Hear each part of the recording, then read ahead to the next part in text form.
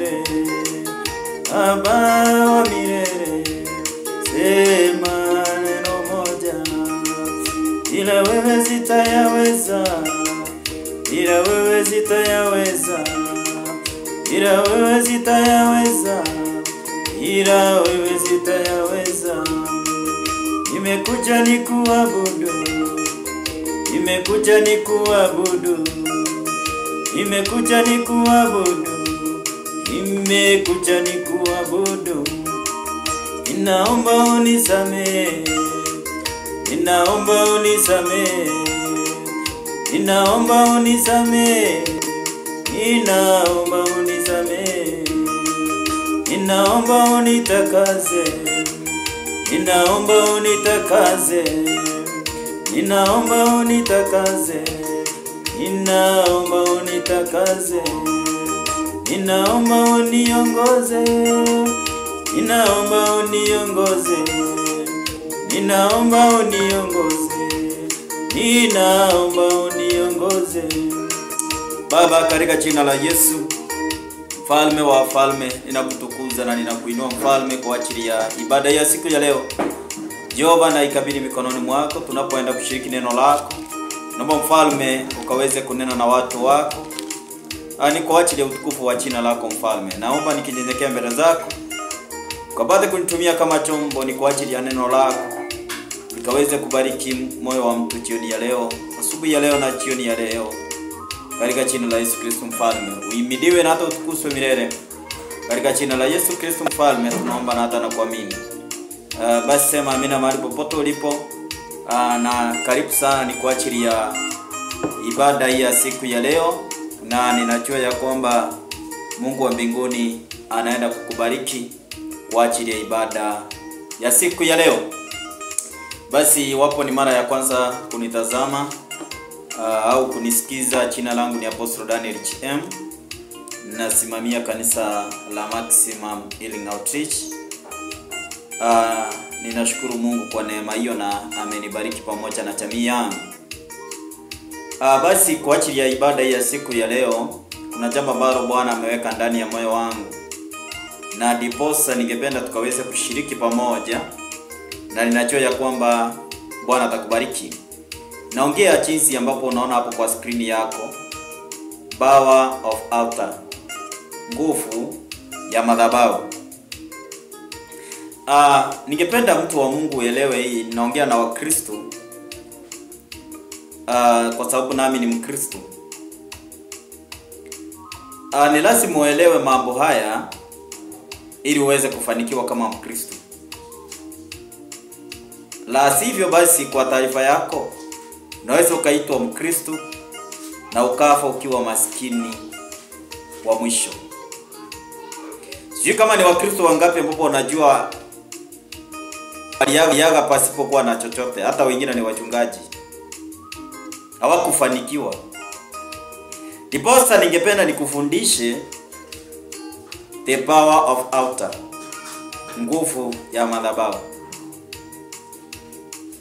So lazima ukaelewe mambo haya. Na Abraham alielewa haya mambo, na sisi tunajua ya kwamba ni baba wa imani yetu. Sai all churches of Catholic wanaomboleza ni kwa ajili ya Pope. Wanaomboleza kwa sababu ya nini? Kiongozi wao ameaga. Bwana asifiwe. So madhabahu inatokana na yeye, kwa sababu yeye ndiye anaongoza madhabahu hayo.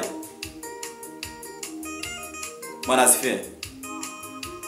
So ningependa sana utilie maanani zaidi kuhusu nguvu ya madhabahu. Katika kitabu cha Genesis chapter number 22 and verse number 14. Let me read on English version. Inasema hivi, Genesis chapter number 22 and verse number 14. And Abraham called the name of the place, the Lord will provide. As it said to this day, in the mountain of the Lord shall be provided. In the mountain of the Lord shall be provided.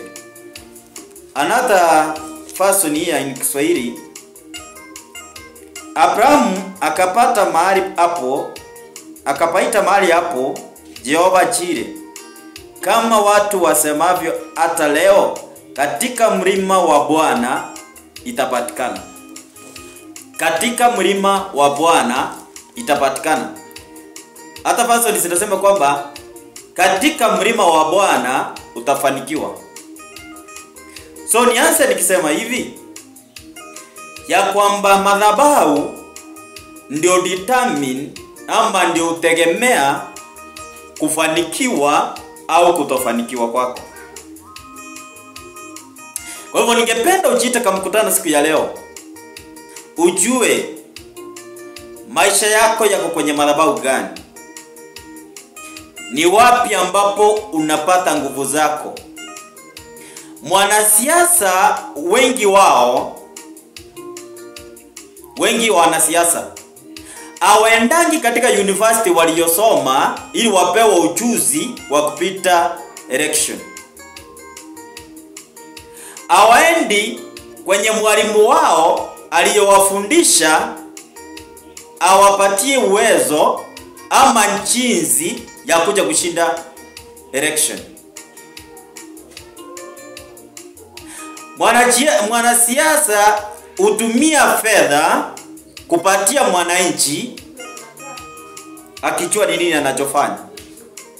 Kabla kuleta hizo pesa, nataka nikwambie hizi for free anaipeleka kwa madhabahu. Haita kwa madhabahu ya miungu au kwenye madhabahu ya Mungu. If you can remember 20 ambao tumepita, wakati wa election walikuwa wanachaguliwa.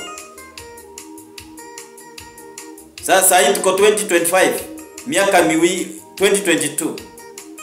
Naongea habari ya hiyo wakati. Hata rais aliye mamlakani alienda kwa madhabahu ya Mungu. Hiyo ndio tuliona kwa media, lakini nyingine hatuoni.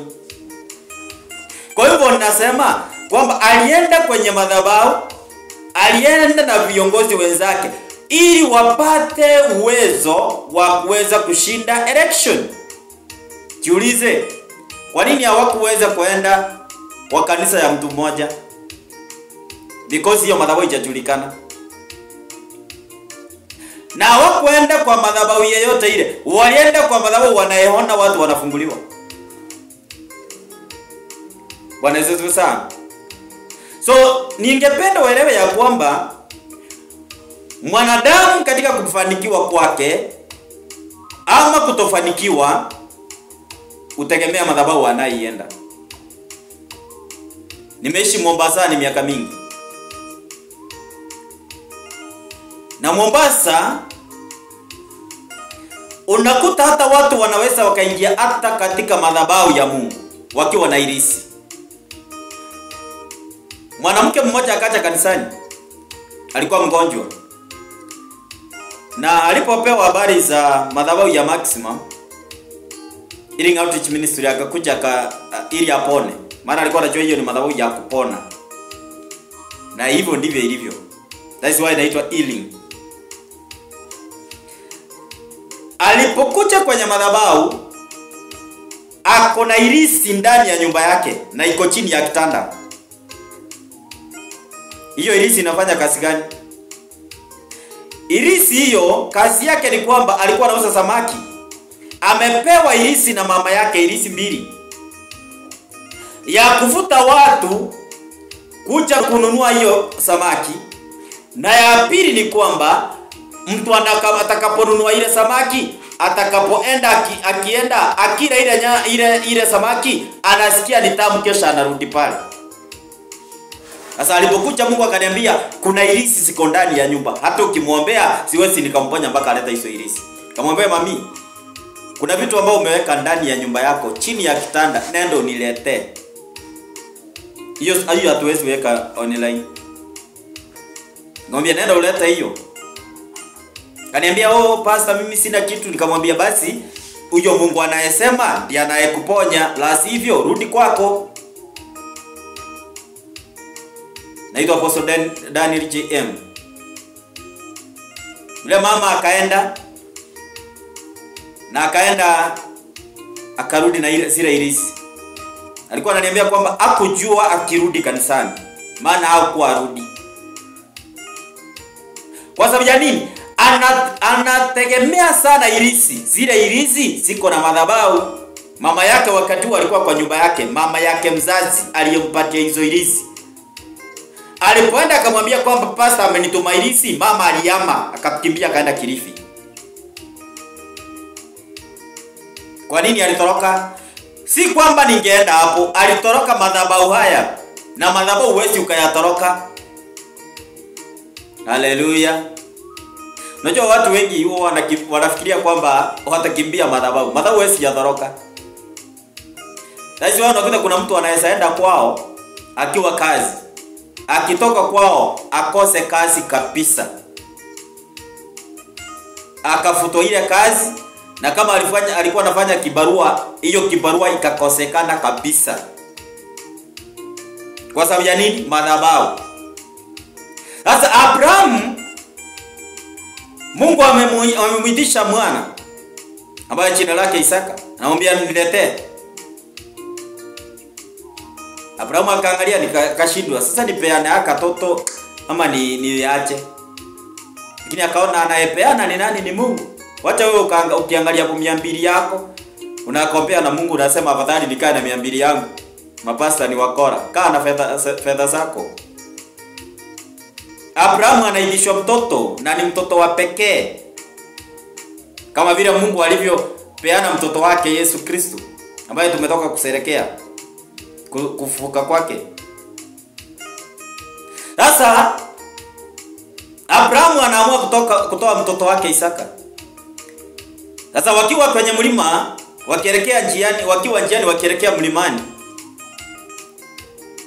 Biblia inasema ya kwamba akatengeneza madhabahu na akayaita jina lake Jehovah Jireh, Lord will provide, kwa Kisungu. Nakumbuka akiwa na mtoto njiani Isaka anayetolewa sadaka, Abraham anaongea na mtoto, maana mtoto anamuuliza, baba ninaona tuko na kuni, baba na ninaona tuko na kisu, lakini sasa hii sadaka tunaenda kutoa iko wapi? Abraham akamwambia, waacha kisirani yako, Mungu ataprovide, Mungu atajitolea.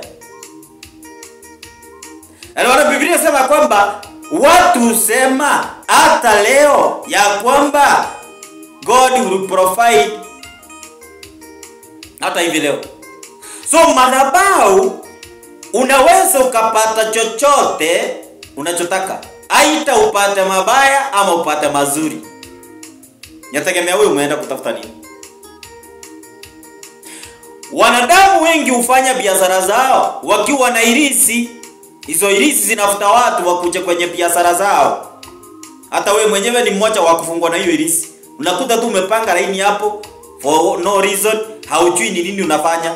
Na labda hata umetolewa shilingi dara kwa wale watu ambao ni wabara ni shilingi 5. Umetolewa tu hiyo, lakini utakwama hapo upange laini 1 hour kwa sababu ya dara.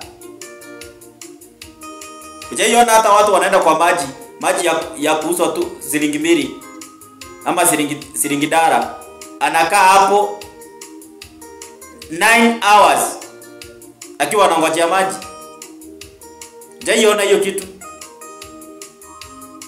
Na kwingine maji iko ya kununuliwa 10 bob na unaenda na kuchoto kienda. My brother and my sister, there is something I want you to understand. There is the power in the altar. Abraham anachenga madhabahu. Yale madhabahu anayapatia China. Na maandiko yanasema kwamba hata leo huwa inapatikana kwenye mlima wa Mungu.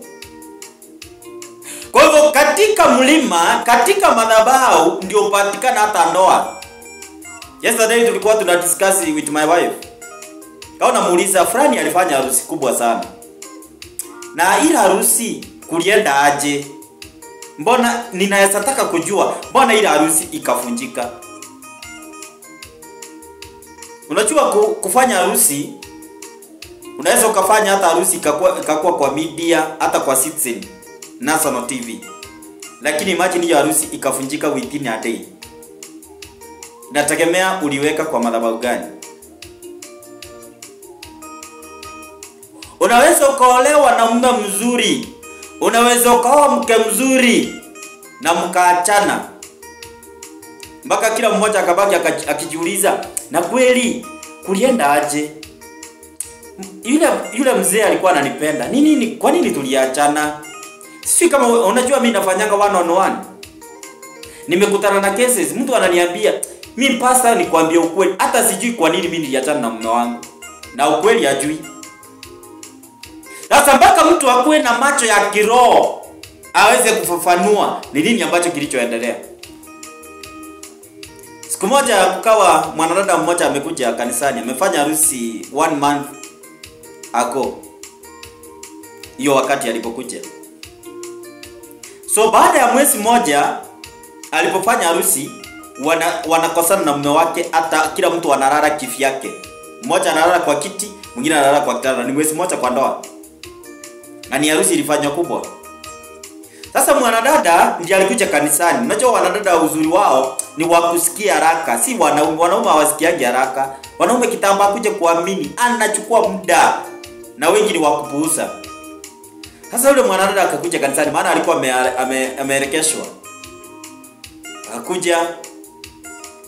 Sasa nilipokuwa na msikani spiritually, nikakuta Kenya alifanya, alipoolewa siku ya pili alitumiwa spiritual husband.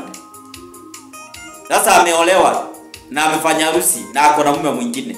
Hakuna mtu anaweza kaa na wanaume wawili wajuane wote wakae pamoja. Hakuna hata chini ya jua. Sasa ikawa yale madhabahu ya spiritual husband inapinga mume yule ambaye ni wa physical. Sasa huyu mtu asipopata madhabahu ya kumkomboa, wataachana hiyo ndoa. Ningependa mtu wa Mungu nikwambie hivi. Wale watu ambao ni wa giza, akiwa na ujauzito uenda madhabahuni mwa mganga. Utoa kuku yake pale, utoa fedha zake pale, ili apewe irisi ya kulinda mtoto akiwa ndani ya tumbo. Mtoto akisasaliwa, basi tena urudi huko kwa mganga. Anaporudi kwa mganga, basi kupewa irisi ya kulinda yule mtoto. Bwana asifiwe. Inapolinda yule mtoto akianza shule, anarudi bado kwa mganga. Anapewa irisi ya kuweza kulinda mtoto wake shuleni. Akiwa yule mtoto akiwa shuleni akimaliza class 8, ila wakati wa class 8 waachana CBC, basi urudi tena kwa mganga ya kumpeleka high school. Akimaliza high school huenda anapewa ingine ya university ama ya college. Anapopewa wakati wa kumaliza chuo chake, basi upewa irisi nyingine ya kumpeleka kazi. Lakini Mkristo atakapokuwa na ujauzito, yeye anakuanga tu kazi yake ni kutema mate. Kama ni wa kutapika, anatapika hiyo. Kama ni ya kuitisha matumbo, atakula hiyo matumbo. Mtoto atakaposaliwa, basi yeye huwa anaita marafiki.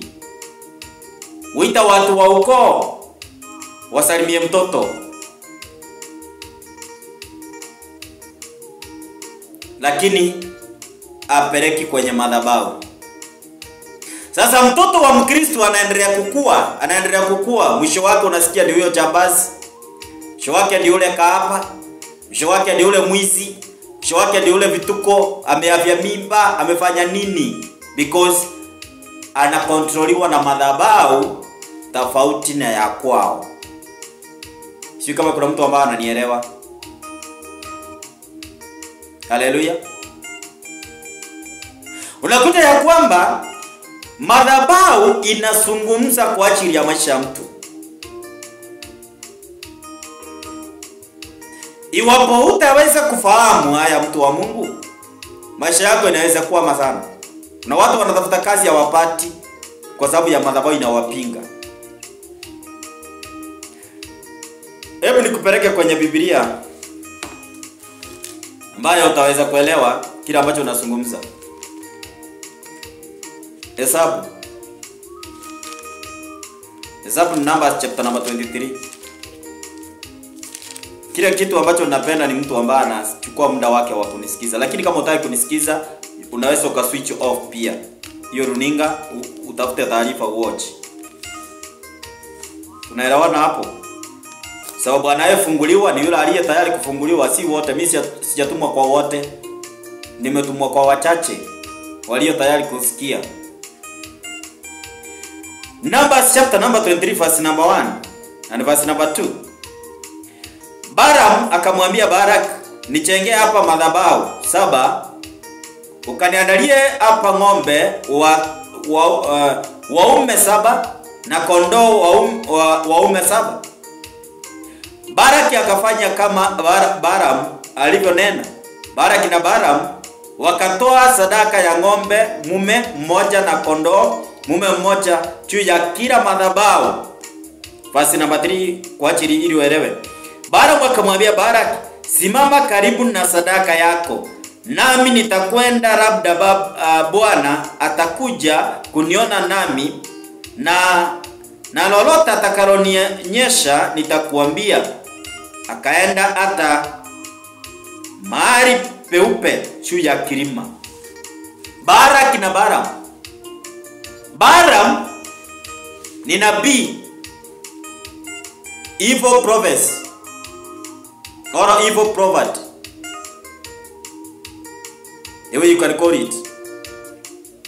Others they call evil prophet. So inategemea kwenu ulisomea wapi. Na Barak alikuwa ni mfalme. Na Barak alikuwa anafahamu ya kwamba chochote Balaam atakayenena kitatimia. Maana Balaam alikuwa na madhabahu, Barak alikuwa na madhabahu. So Barak na Balaam anaenda kuitwa na Barak.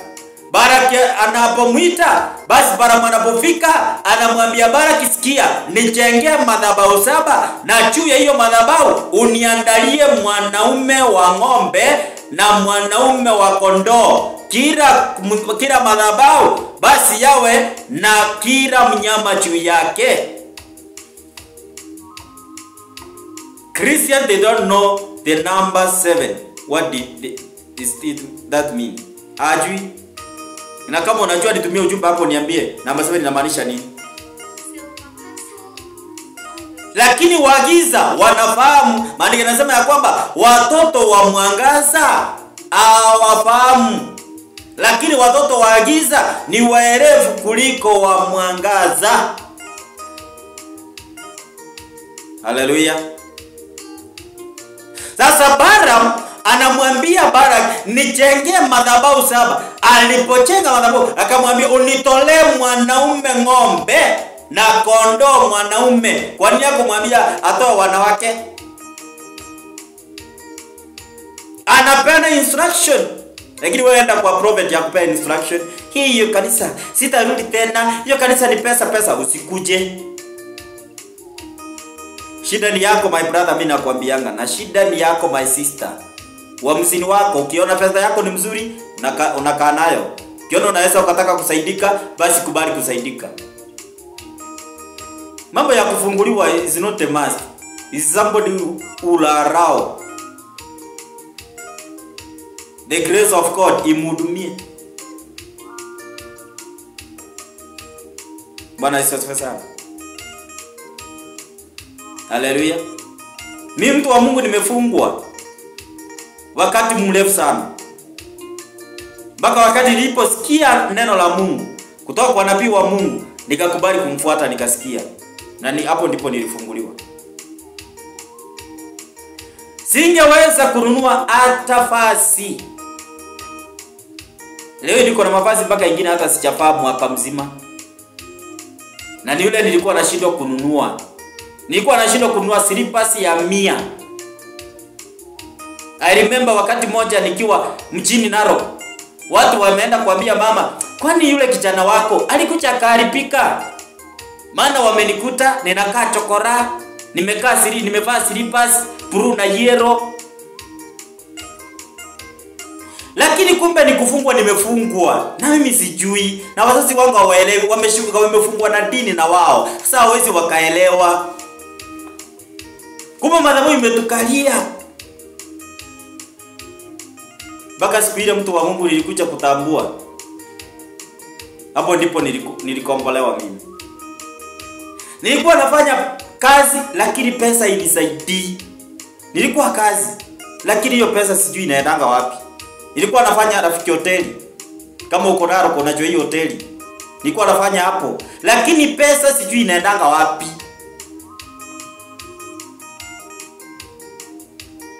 Hallelujah. Because there is power in the altar. Sasa Balaam na Balaam anaambia Balaki aje, simama karibu na sadaka yako ili niende kwa Mungu kule kwa kilima nisikie atakachoniambia, nitakuja nikwambie. Kwa nini basi hakuenda kwa Mungu pasipo na kuinua madhabahu? Kwa nini anamwambia atenge madhabahu? Wewe unaendanga madhabahu, je, unainuanga madhabahu? Nilikuja kuelewa kwa nini Wakristo wengi wakienda kanisa geni hawakaangi. Wengi wanakapo ama kanisani kwao, wakienda kwa hiyo kanisa geni hawatoi dhabihu ya kuwaunganisha kwa ile madhabahu. So kwa sababu ya hiyo, yale madhabahu yanawapinga. Wanakuta wametoka tena kwenye kanisa. The power of the altar. Balaam anamwambia Balaki, kaa karibu na sadaka yako. Sasa wewe Mkristo unayeenda kwenye madhabahu, kuna sadaka yako unaitoa kwa hiyo madhabahu ambayo inakusimamia, ambao unasimama karibu nayo. Balaam anamwambia kaa karibu na sadaka yako. Kisha Balaam akaenda kwenye mlima. Kwa hiyo amepanda juu ya madhabahu ili asikie Mungu anasema nini. Amen. Ndio huyu nianza kuhubiri kwa runinga. Mama mmoja alikuwa Mkolino. Ndiye alikuja kanitabiria. Kaniambia, mtumishi wa Bwana, Mungu ananiambia utakuwa unahubiri kwa TV. Na mimi sasa hiyo hata sina shilingi moja. Sasa nikashinda ananiambia aje nihubiri kwa TV. Nikaona mhubiri mmoja kwa runinga. Nikaona yule mhubiri vile anahubiri, nikasikia huyu mtu akona kitu ya Mungu. Nikaanza kutuma sadaka yangu hapo. Najiunganisha kwa ajili vile ako kwa TV na mimi niingie kwa TV. Sio pastor wangu. Na mwezi au kuisha kabla sijaitwa Nisi TV. Ndio nilianza TV yangu ya kwanza kwenda kuhubiri. Na nimehubiri TV kadhaa na radio. Unaniona hapa. Ni kwa nini? Kwa sababu niliposikia niliinua madhabahu. Wewe ukisikia una assume nasema mapasta wakora, basi wewe si ufanyike pasta wa ukweli. Lakini ukiweza kuelewa nguvu iliyo ndani ya madhabahu, mtu wa Mungu, madhabahu control watu, iwaambie wakae vizuri ama wakae vibaya. Unapoingia katika mchi, lazima angalie mchi huo unafanya nini. Madhabahu ya mchi huo ni mchi gani na ni madhabahu aina gani inafanya kazi. Unapoingia mchi wa Narok, madhabahu yanayofanya kazi ni ya divorce, ulevi, pamoja na umaskini. Iko kwenye mchi huu. Ukienda Nairobi, kuna madhabahu ya taraka. Kuna madhabahu ya userati. Ukienda Taita, kuna madhabahu ya divorce. Kuna madhabahu ya uazimu. Siwacha niachie hapo. Wewe nataka nikwambie zote. Na labda hata utachukua serious. Nimefanya utafiti kila mchi. Kila county nimefanya utafiti wa kiroho. Nimeangalia ni madhabahu gani ambayo inakula mchi fulani. Ile county inakuliwa na nini? Madhabahu gani inaongea mchi huo? Lakini wewe ukienda mchi hata utaki kujua county hiyo inakuliwa na nini. Wewe unaenda tu unaingia unaachwa na mzee kesho yake. Unaachwa na mwanaume kesho yake. Hapo tu. Sisi kama unaelewa hii. Kuna wakati hapo unakuta mtu mahali ambao ametoka kuna madhabahu ambayo inawaongoza. Akifika wakati wa kuoa ama wa kuolewa, ataongozwa kwa mtu ambaye ni kiwete. Na ni lazima.